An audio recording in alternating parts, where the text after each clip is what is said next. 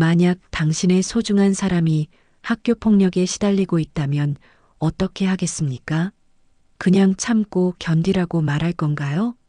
아니면 직접 나서서 문제를 해결하겠습니까? 오늘 들려드릴 이야기는 실제로 그런 선택을 한 여성의 이야기입니다. 그것도 보통 사람이 아닌 대한민국 최정예 특수부대 707 특임대 출신의 언니가 말이죠. 잠시만요. 3초만 구독과 좋아요 눌러주시면 평생 복 받으실 거예요. 그럼 오늘 이야기 시작하겠습니다. 늦은 밤 11시 정혜나는 야근을 마치고 집에 돌아왔습니다. 27세인 예나는 전직 707 특임대 출신으로 현재는 민간 보안업체에서 일하고 있었어요. 평소처럼 조용히 현관문을 열고 들어서는데 거실 소파에 웅크리고 앉아 있는 동생의 모습이 눈에 들어왔죠. 유나야, 왜 이렇게 늦게까지 안 자고? 예나의 말이 끝나기도 전에 유나가 고개를 들었습니다. 순간 예나의 심장이 멈출 뻔했어요. 19살 동생의 얼굴에는 멍든 자국이 선명했고 교복 치마는 찢어져 있었습니다. 하얀 와이셔츠에는 핏자국까지 묻어 있었죠. 언니, 유나의 목소리는 떨리고 있었습니다. 나, 오늘, 예나는 즉시 동생 곁으로 달려가 무릎을 꿇고 앉았어요. 차가운 손으로 유나의 상처를 살펴보며 물었습니다. 누가 그랬어? 도대체 누가 이런 짓을? 유나는 한참을 울먹이다가 떨리는 목소리로 말하기 시작했습니다. 3학년 권지훈이랑 이태건, 백윤호. 이 사람들이 나를 화장실로 끌고 가서 유나의 목소리는 점점 작아졌어요. 때리고 동영상까지 찍었어. 내가 저항하는 모습을 다 찍었다고. 예나의 주먹이 저절로 꽉 쥐어졌습니다. 707 특임대에서 단련된 몸이 순간적으로 긴장하며 반응했어요. 하지만 동생 앞에서는 침착함을 유지해야 했습니다. 언제부터였어? 한 달 전부터요. 처음엔 그냥 돈을 달라고 했는데 나중엔 점점 심해져서 유나는 흐느끼며 말했습니다. 오늘은 진짜 너무 무서웠어요, 언니. 그날 밤 예나는 잠을 이룰 수 없었습니다. 동생의 상처를 치료해주고 재우고 난 후 거실에 혼자 앉아 생각에 잠겼어요. 학교에 신고할 수도 있겠지만 그런 식으로는 근본적인 해결이 어렵다는 걸 알고 있었습니다. 오히려 유나에게 더 큰 피해가 돌아갈 수도 있었죠. 다음 날 새벽 예나는 특별한 계획을 세우기 시작했습니다. 거울 앞에 서서 유나의 교복을 입어보니 다행히 자매라서 체격이 비슷했어요. 예나는 10대 시절 기억을 떠올리며 말투와 행동을 연습했습니다. 안녕하세요? 목소리 톤을 높여서 말해봤어요. 저기, 화장실 좀 가도 될까요? 거울 속 자신의 모습을 보니 정말 고등학생 같았습니다. 평소 짧게 자른 머리를 유나처럼 묶고 화장도 연하게 했더니 완전히 다른 사람 같았어요. 아침에 일어난 유나에게 예나는 조심스럽게 말했습니다. 유나야, 오늘 하루만 언니가 학교에 가볼게. 언니가요? 무슨 소리예요? 유나는 깜짝 놀랐습니다. 걱정하지 마. 언니가 처리할게. 내가 더 이상 고통받는 건 보고 있을 수 없어.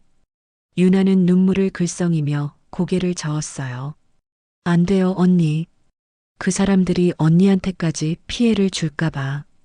유나야, 예나는 동생의 손을 꽉 잡았습니다. 언니를 믿어.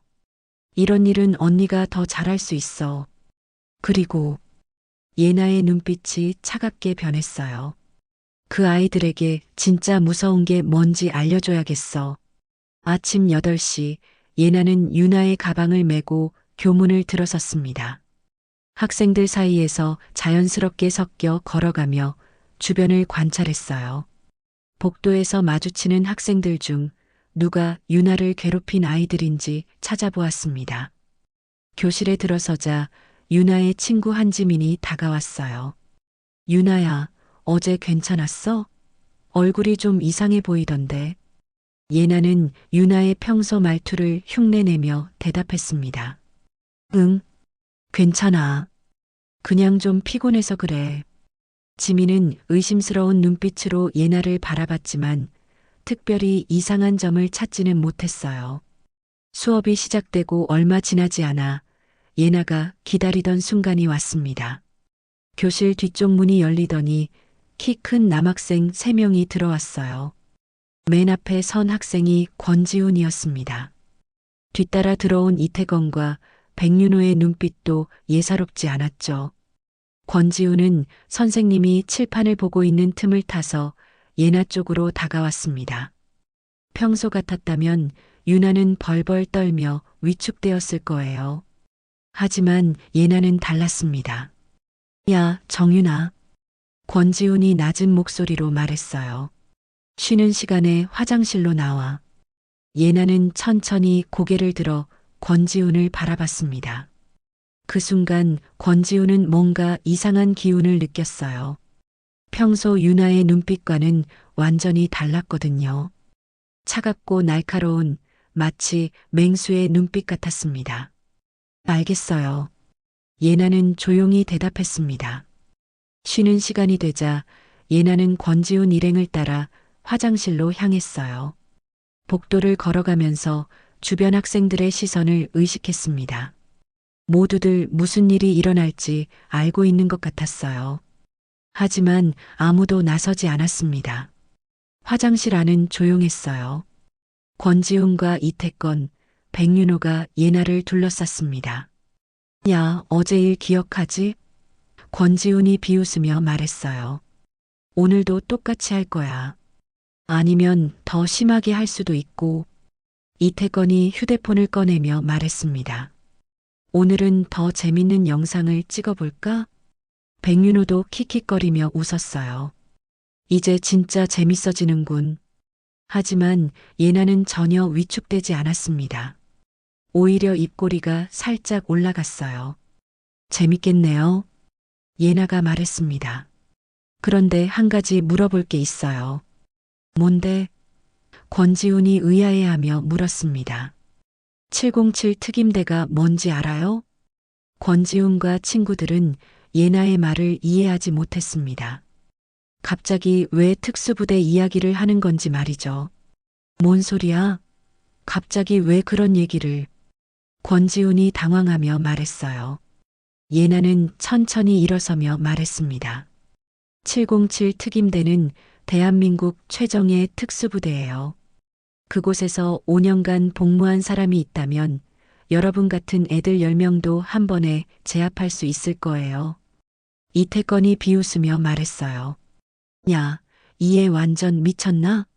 갑자기 무슨 군대 얘기를 하고 있어? 미친 게 아니라 예나는 눈빛을 차갑게 바꾸며 말했습니다. 나는 정윤아가 아니라 정혜나거든요. 정윤아의 언니이자 707 특임대 출신이죠. 순간 화장실 안이 조용해졌습니다. 3명의 학생들은 예나의 말을 이해하려고 애썼어요. 뭔 소리야? 백윤호가 떨리는 목소리로 물었습니다.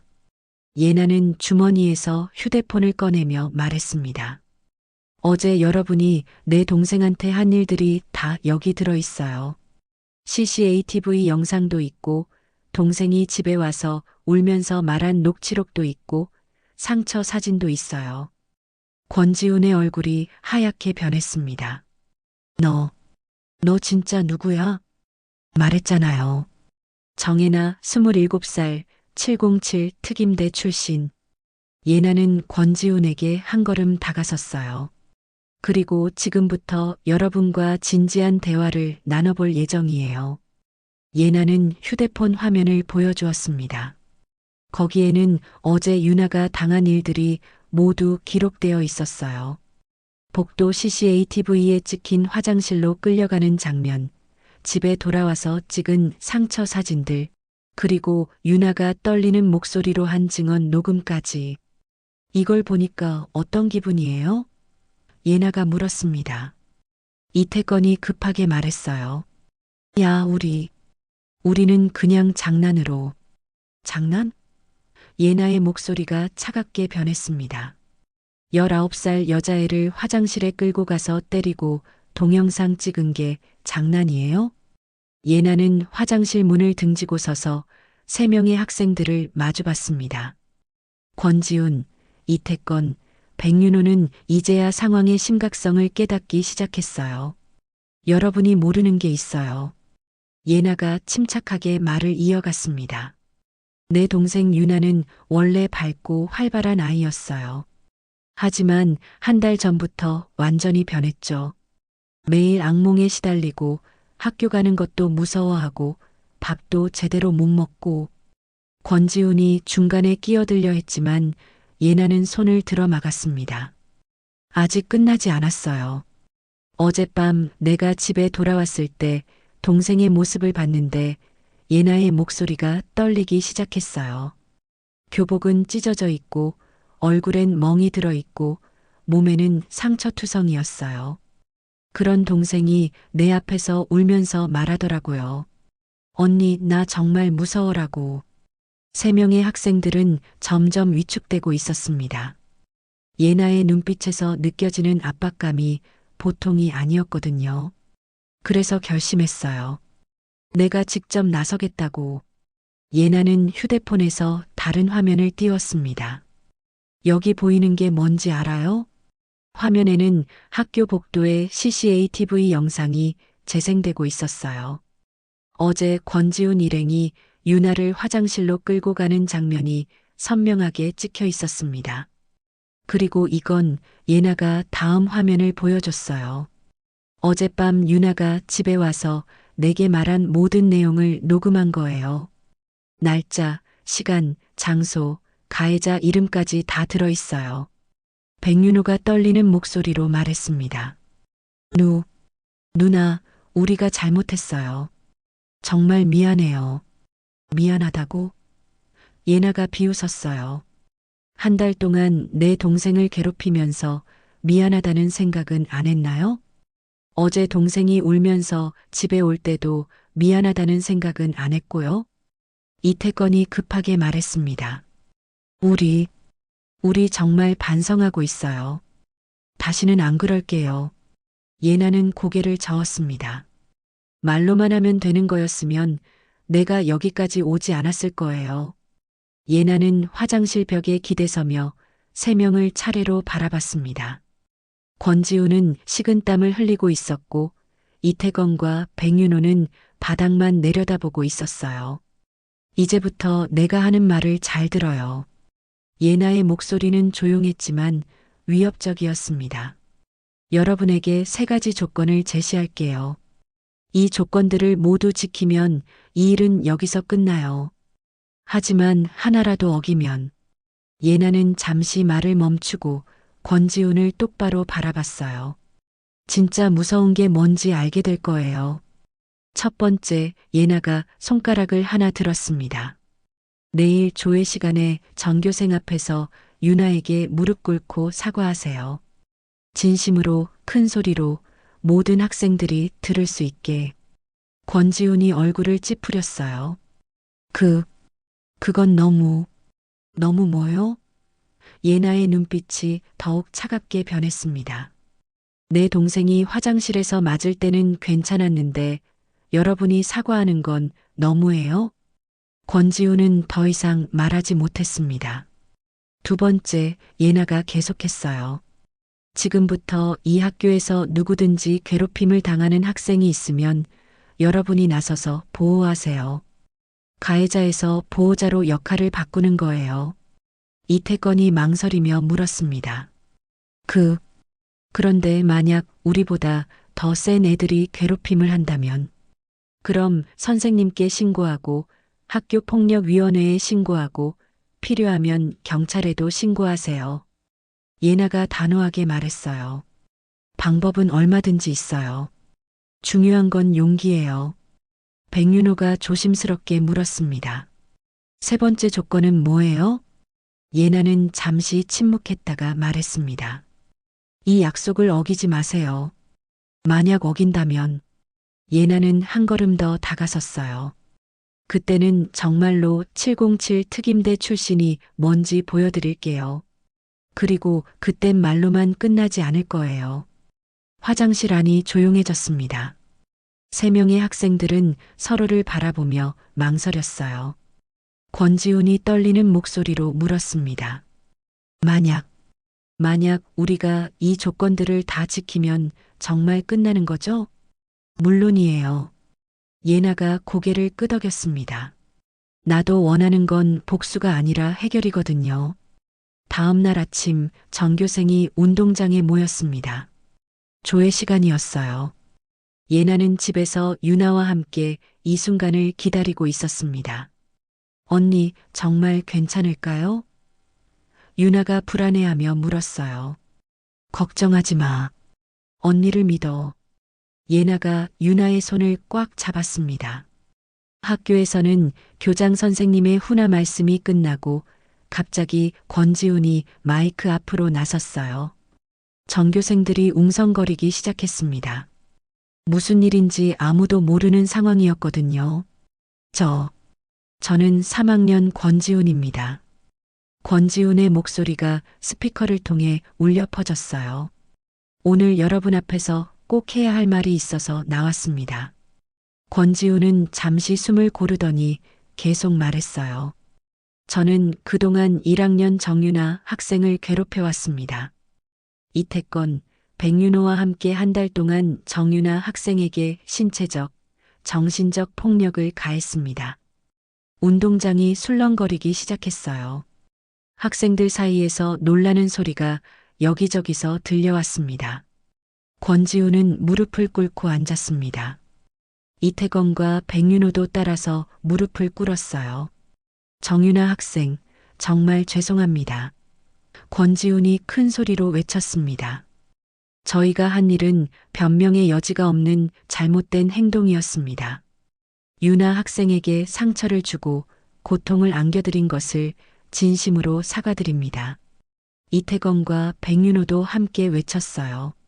정말 죄송합니다. 다시는 이런 일이 없도록 하겠습니다.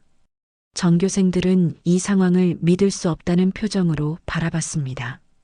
평소 학교에서 가장 무서워하던 권지훈 일행이 이렇게 공개적으로 사과하는 모습을 본 적이 없었거든요. 권지훈이 다시 일어서서 마이크에 대고 말했습니다. 그리고 약속드립니다. 앞으로 저희는 누구든지 괴롭힘을 당하는 학생이 있으면 나서서 보호하겠습니다.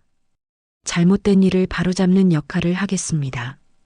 조회가 끝나고 학생들이 교실로 돌아갈 때 복도 곳곳에서 이 일에 대한 이야기가 오갔어요.